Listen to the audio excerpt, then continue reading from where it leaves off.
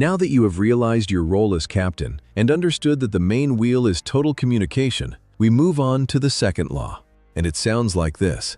In a relationship, there must be an iron balance between I want and I must. This might seem like complex mathematics, but in reality, it is the very essence of male attractiveness in the eyes of a woman. What do I mean? Each of us in a relationship does not only what we want, but also what we must. For example, tonight I want to meet friends and drink beer, but instead I drive her mother to the airport because I promised.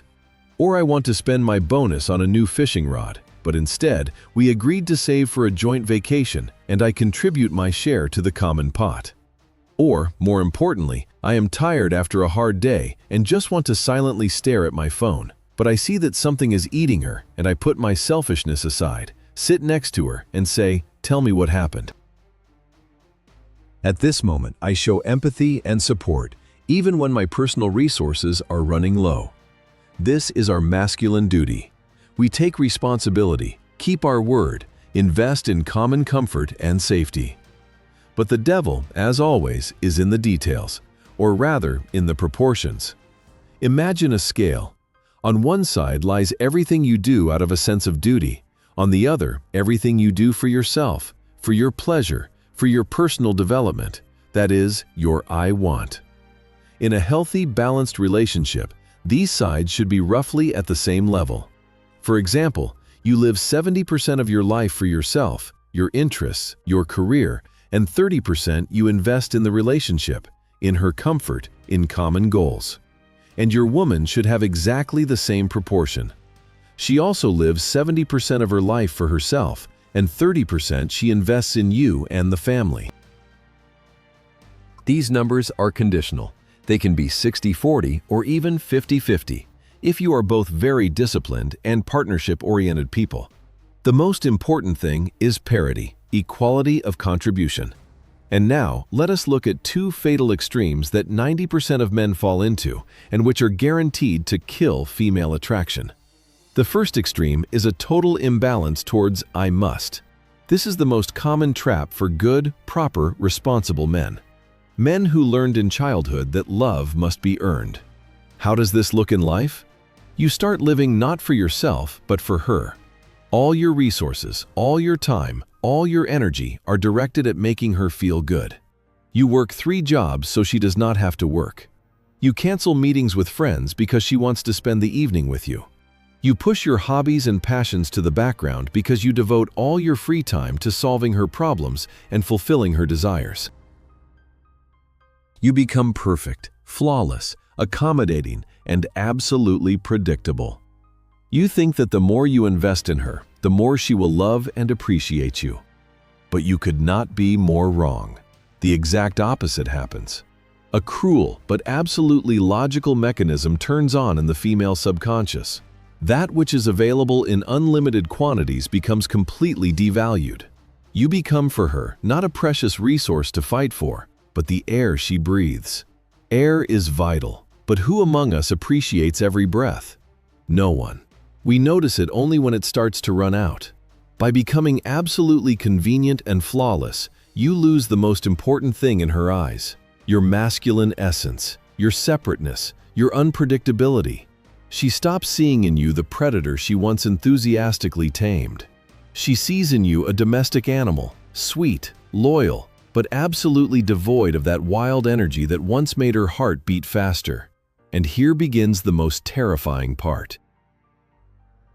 You feel that despite all your titanic efforts, she becomes colder and more distant. Instead of gratitude, you get irritation and nitpicking. You try to double your efforts, you invest even more, but the harder you try, the further she pulls away from you. You are caught in a spiral of devaluation, and at some point you just snap. You explode, accusing her of ingratitude, of using you. You scream that you have laid your whole life on the altar of this relationship, and she does not appreciate it. But the truth is that she never asked you for this sacrifice. It was your choice. Your imbalance towards I must. It was exactly this that killed her attraction. A woman will never passionately desire a man she has no reason to respect.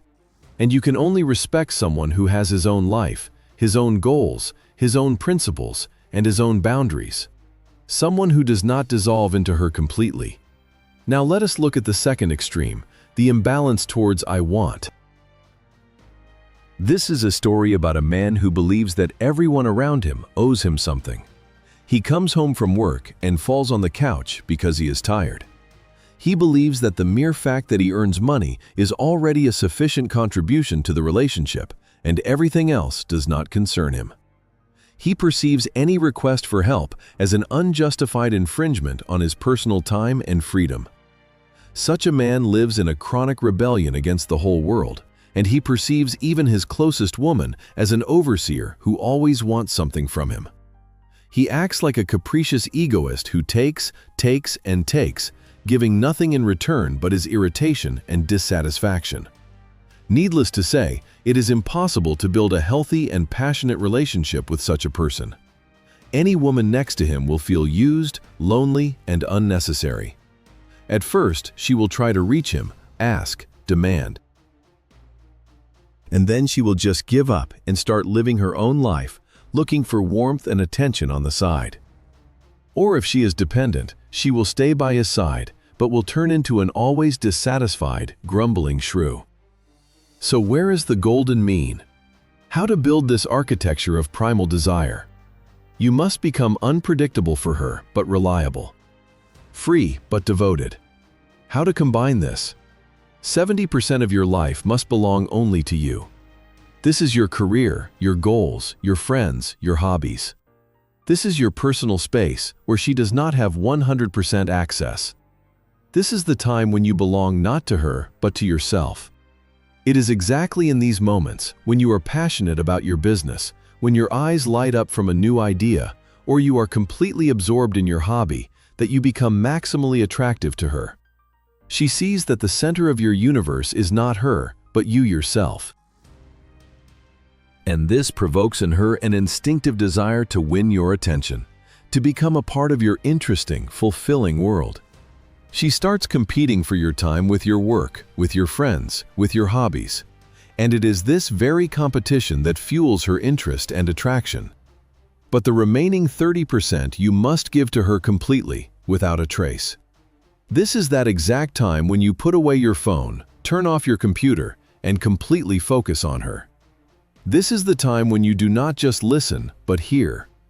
When you show that very empathy, care, and support that we talked about in the first part. This is the time when she feels like the most important, most desired, and most loved woman in the world. And it is this contrast that creates that very magic. Most of the time, you are a slightly detached, busy man living his own life, whose attention must be fought for. But when you are next to her, you belong to her 100%. This exactly is a healthy balance. It prevents you from turning into either a convenient servant or a selfish tyrant. It keeps her in a constant, light, pleasant tone. She is never completely sure that she owns you fully, and this forces her to invest in the relationship again and again to earn your 100% attention. Many men are afraid of this. They are afraid that if they start devoting more time to themselves, she will get offended, leave, and find someone else. But this is a fear born of self-doubt. In reality, everything works exactly the opposite way. As soon as you start taking back your personal space, as soon as you start living your interests again, you will be surprised to find that her eyes have started burning again when she looks at you. She will see in you again that very independent, strong, and slightly wild man she once fell in love with. But there is one very tricky nuance here.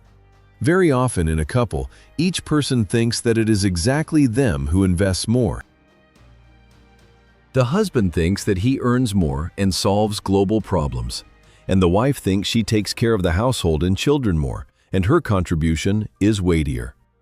This happens because we remember our own efforts and energy expenditure very well, but do not notice the partner's efforts. Therefore, if you have conflicts about who does more, there is only one way out. Stop arguing and start counting. Take a piece of paper and simply, without emotions, write down all the duties and all the contributions of each of you. Financial, domestic, emotional. And if you see a clear imbalance, You will need not to accuse each other, but to negotiate. Literally, as in business, redistribute duties and areas of responsibility. This might seem unromantic, but it is exactly such an honest adult agreement that creates a solid foundation on which both romance and passion can bloom later. So, the second law is the architecture of your masculine world.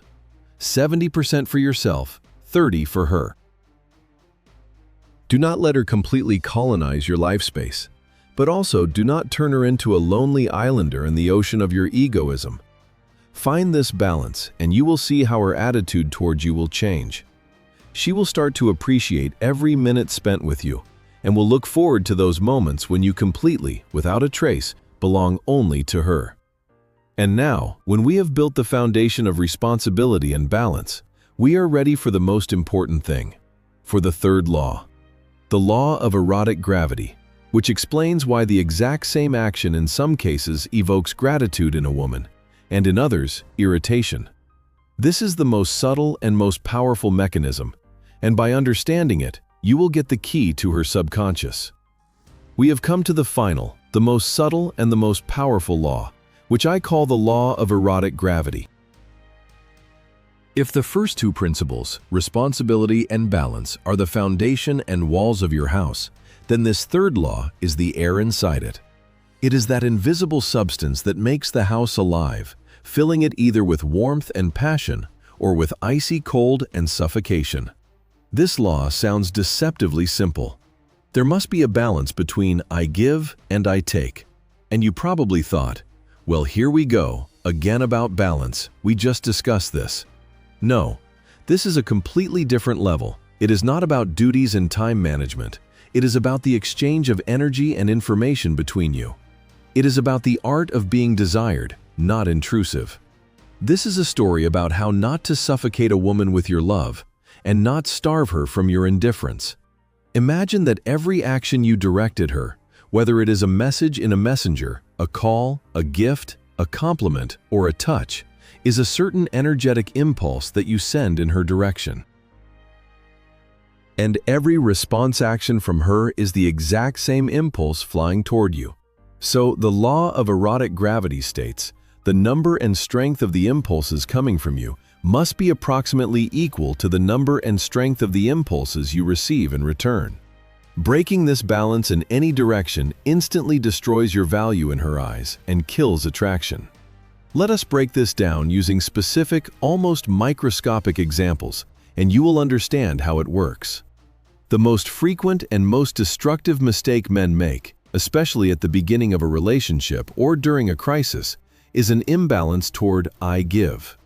This happens when you like a woman very much, and you have a massive, almost uncontrollable desire to please her, to win her over, to prove your worth. You begin to literally bombard her with your attention. For example, you went on a first date, which, as it seemed to you, went perfectly. The next day, you send her one message. She replies to you shortly, but politely. And here your hunter mode turns on, and instead of taking a pause and giving her the opportunity to take initiative, you send her 5 more messages. You tell her about your day, send a funny picture, ask questions. And in return, you get short, one-word answers, or, even worse, long silence. What happened at this moment on an energetic level? You sent 6 impulses in her direction, but received only 1 in return, and a very weak one at that.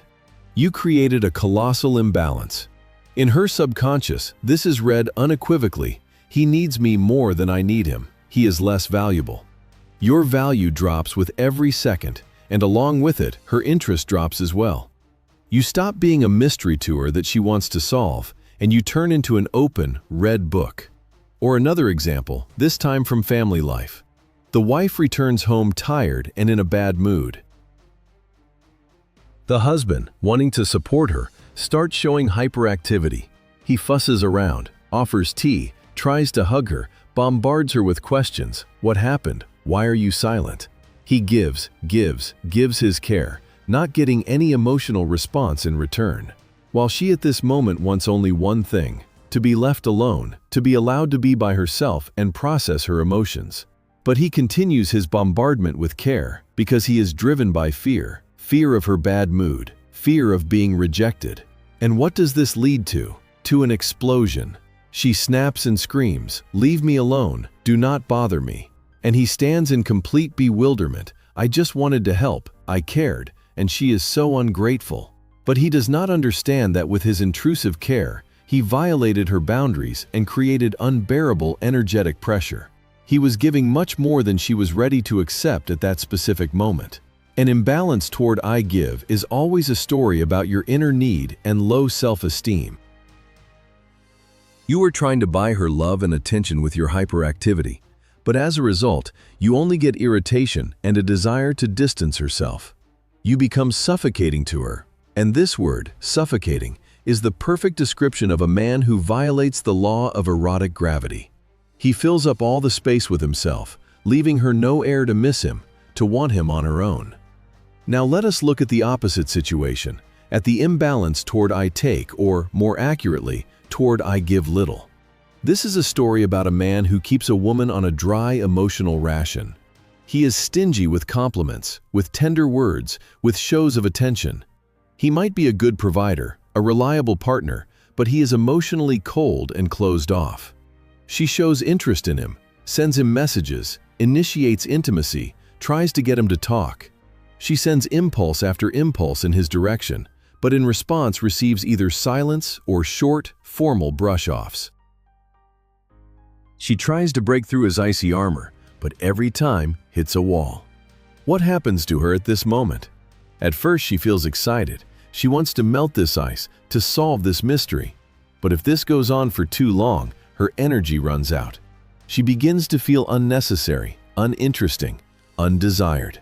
Her self-esteem drops, and along with it, her attraction fades. Because it is impossible to desire someone for a long time who makes you feel like an empty space.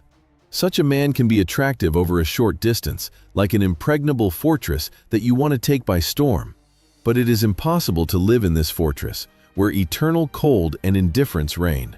A woman either leaves for someone who can warm her with his attention, or, if she stays, her love slowly turns into quiet hatred. So how do you find this mystical balance? How do you become that exact gravitational center to which she will be drawn with an irresistible force? The rule is as simple as all things brilliant. Mirror. Be a mirror of her own investments for her. If she wrote you one message, write her back one, maximum two. Do not write her a poem in response to her short, "How are you?" Give her the opportunity to make the next step. If she initiated intimacy, answer her with all passion and tenderness, but there is no need to chase her around the house the next day, demanding the continuation of the banquet. Let her get hungry again. If she gave you a gift, thank her sincerely and from the bottom of your heart, and in the near future give her a return gift commensurate in value, not necessarily material, but emotional. This is a delicate dance where you lead, but at the same time constantly feel her rhythm and respond to her movements. You do not run ahead of the train, but you also do not lag 3 cars behind. You are always one step ahead, but this step is so small that she barely notices it. It only creates a slight intrigue and forces her to move after you. For example, ending a date. You do not say, "I will call you tomorrow at 9 in the morning." You say, "I had a really good time with you. We will talk in a few days." With this phrase, you, on the one hand, give her positive feedback, and on the other, leave space for uncertainty. And it is this uncertainty that makes her think about you, wait for your call, and perhaps even write first. You become a pleasant puzzle for her that she wants to solve. The art of erotic gravity is the art of distance management. When you feel that she is reaching out to you, you can allow yourself to get a little closer, give her more warmth and attention. But as soon as you feel that she is starting to take this for granted or cooling down a bit, you immediately take a microscopic step back, not in the form of resentment or silence, but simply by switching the focus of your attention to your life, to your affairs, which we talked about in the second principle. You once again become a little more busy, a little more detached. It is exactly this that triggers the hunter instinct in her. She feels that you are slipping away, and her desire to return your 100% attention flares up with renewed vigor. This is a constant, subtle playing on the strings of her subconscious, and if you master this art, she will be yours, completely and entirely. She will think that she is the one pursuing you, that it is her choice to be next to you, although in reality, it is you who, with the help of the finest calibration of the I give and I take balance, created for her such conditions in which being with you is the greatest pleasure and the main goal. This is exactly how that very devotion is born, when a woman holds on to a man with a death grip. Not because he is perfect, but because next to him she constantly feels alive. He lets her neither get bored from an excess of attention, nor die from a lack of it. He keeps her in a perfect emotional tone, which is the synonym of passion. And if you now analyze your relationship through the prism of these 3 laws, you will see all your strategic mistakes with terrifying clarity. You will see where you let go of the wheel and stopped being the captain, where you broke the balance between I want and I must, turning either into a slave or a tyrant, and where you suffered a fiasco with the law of erotic gravity, either burying her in your attention or leaving her on a starvation diet. And this is no reason for self-flagellation. This is a reason to work on yourself. We have broken down the 3 pillars on which the world of healthy and passionate relationships rests: the responsibility of the captain, the architecture of the masculine world, and the law of erotic gravity. And it might seem that all this is too complicated, that this is some kind of manipulation, a game in which there is no place for sincere feelings. But let us look at it from another side. When a great surgeon performs the most complex open-heart surgery, he does not rely on inspiration and spontaneity. He follows a strict protocol. He knows the anatomy down to the smallest detail. He has honed his every movement to automatism. And it is exactly this knowledge and mastery that allow him to save a life, allow the heart to beat steadily and strongly again. It is the same in a relationship. Knowing these laws is not manipulation. It is your masculine competence. This is your ability not just to go with the flow, hoping for the best, but to consciously build that reality in which both you and your woman will feel good. And I want to leave you with one thought, which perhaps will become your main discovery. We so desperately look for passion on the outside, in new partners, in thrills, in the pursuit of eternal youth. But true, deep, undying passion is not born from a change of scenery. It is born inside you. In that exact moment when you stop being a victim of circumstances and become the author of your personal story, the captain of your ship. When you take back the right to your life, to your desires, and to your boundaries. It is exactly this inner strength, this calm, confident self-respect that is the most powerful aphrodisiac that has ever existed on this planet. And a woman, any woman, feels this from a distance and is drawn to this light like a moth to a flame. Not because you try to please her, but because you please yourself. And now the main question for you, and I ask you to answer it as honestly as possible, at least for yourself, or, if you have enough courage, in the comments below this video. Remember that moment in your relationship when you felt at your peak, when she looked at you with that very admiration and primal desire. What were you doing differently then? How were you then? And what of this did you lose along the way? Write your story. Let us gather all our collective masculine wisdom in the comments.